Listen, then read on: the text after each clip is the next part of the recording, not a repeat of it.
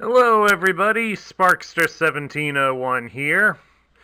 And given the amount of attention we seemed to receive last month for the Wendy's GoBots, we're going to do another round of them.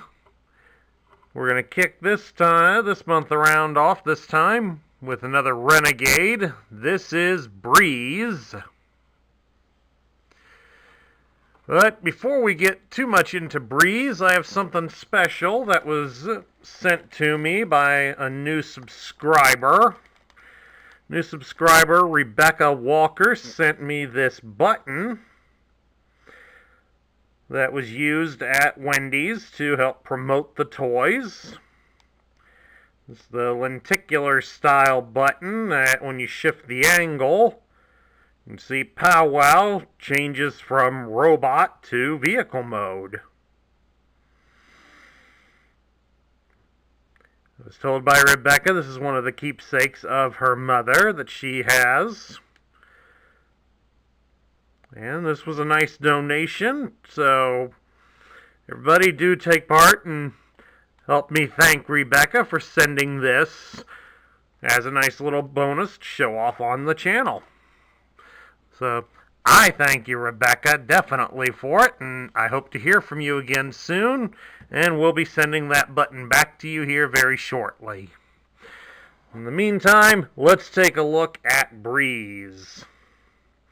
Of course, Breez, like all the other Wendy's GoBots, would only be available for about a month or so in 1985, and then they would disappear from the market entirely. Let's move his arm out of the way here, so a little less shadow on him.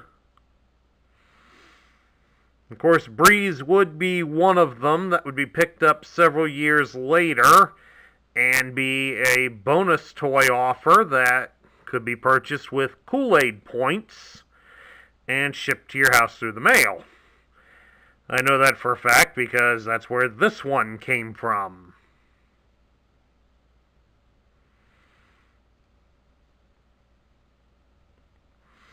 Of course, Breez is one of them that's often criticized in the GoBot line due to the fact that the toy line already had somebody similar to him in the form of the Renegade Twin Spin. They both are pretty similar in nature. They're a robot that can use dual rotor blades as weapons, and their alternate mode is somewhat similar. But we'll show that off in a little while. But right now you can take a look at how they look as robots, but first, probably should make him look a little bit more like Twin Spin and have him hold on to the other rotor blade. Hold on to the thing.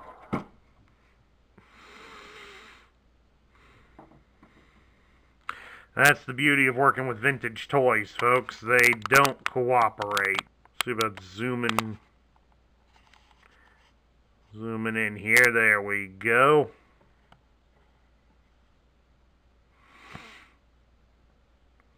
You can see there is some similarities, but very little, actually, when it's in the robot mode. Twin Spin obviously retains a lot of the helicopter kibble in the form of the cockpit being here on his chest. But Breez here, he's a more simplified toy due to the fact that he was basically a kid's meal toy. And he was available for children ages 3 and older. So, a lot of considerable difference between the two.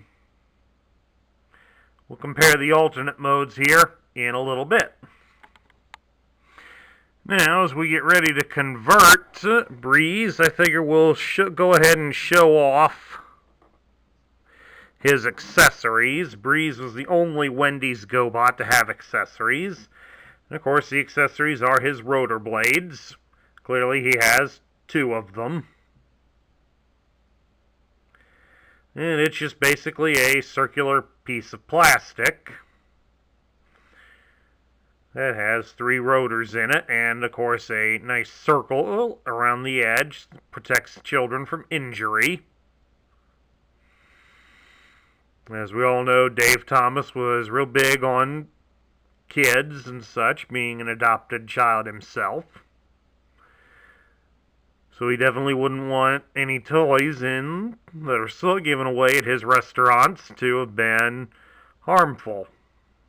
This thing would have been a good size, so it'd be hard to swallow, and it is surprisingly rather durable plastic. I mean, I'm putting a fair amount of pressure on this thing, and it's not really bending that easily. So, even after 30 years, still pretty durable. So that's nice. The only thing you got to watch for is wear in the hole here on the backside. Since as you saw, that's why the one blade kept falling off. So play wear is a big thing on it, but other than that, it's not bad. Of course, on the top of the blades, one blade's totally empty. A little hard to see, but this other blade here has the Tonka copyrights on it. And then the last blade, that's the common thing for many of us when we were growing up, made in Japan. And to convert Breez, of course, you remove any rotor blades that are on his arms. If there's the one here on the back, it can stay on there. It's not going to get in the way. What we'll do is we fold his arms down to the sides and then push them in at the shoulder. We'll squeeze his legs together like so. Try to keep his arms lined up there. The playwear again causes them to be a little bit loose. Then this piece down here at his feet will rotate all the way around to the top. And then you plug in the rotor blades into the plugs on the top. And there he is in his helicopter mode, which I believe is to be taken up as a rather childish or super deformed version of a Boeing CH-46 Sea Knight. I say that because that's the alternate mode that twin spin is. And as you can kind of see when we got them side by side like this, there is some resemblance to each other. It's not grand by any means, but there is more than a passing similarity between the two. As you can clearly see, it's not perfect by any stretch of the imagination, especially since twin spin was made to look like a real helicopter, whereas Breez was meant to look like a toy helicopter. But clearly, the designers did take some inspiration from twin spin. Of course, I should probably mention now, for any of you European GoBot collectors out there, twin spin was called Carry-All in the European toy line. And twin spin, or rather Carry-All, was a Guardian, whereas twin spin here is a Renegade, just like Breez. So there you go, folks. Some GoBots trivia for you for today. Okay, moving right along. Just like with last month's GoBots, I do have Breez here on his original Wendy's card backer. It's all done up in the nice dark colors to indicate that he is a Renegade. And of course up here, gives his name as Breez without the E on the end. And he is a Renegade robot helicopter.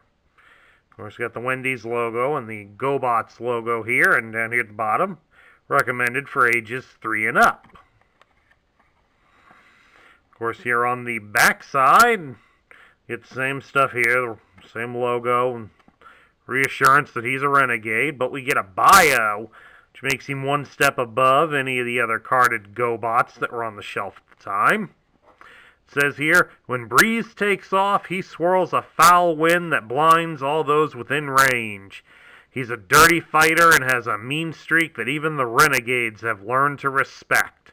He's a Renegade in every sense of the word. This last line comes off as being a little redundant, but it does give us some insight into his character. Apparently, Breez is something of a street fighter and does not believe in any fighting rules, as he's willing to use underhanded tricks to fight at his opponents. And then, of course, we get some conversion instructions here. They show a different way to convert him than what I used, but of course I've had this toy for the better part of 25 years. So when you've had one for that long, you learn different ways to convert them. Despite the warning down here, carefully follow all instructions. And of course, the usual junk at the bottom. Trademarks from Tonka, and of course the Tonka logo. To let everybody know this is an official GoBot's toy. Now we get to my thoughts. What do I think of Breez?